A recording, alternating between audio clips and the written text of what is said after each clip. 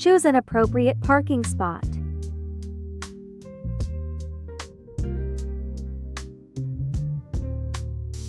Align your rear bumper with the rear bumper of the car in front. Ensure your vehicle is parallel and about 2 feet from the side of the parked car.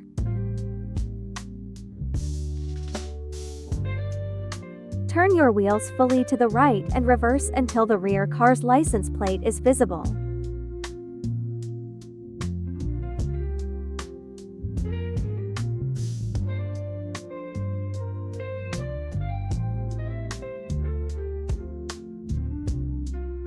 Straighten the steering wheel and continue backing up until the front of your car passes the rear bumper of the car ahead.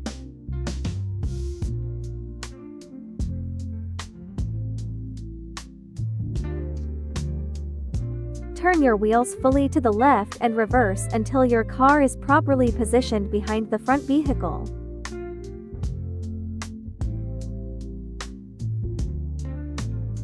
Straighten the wheels and center your car.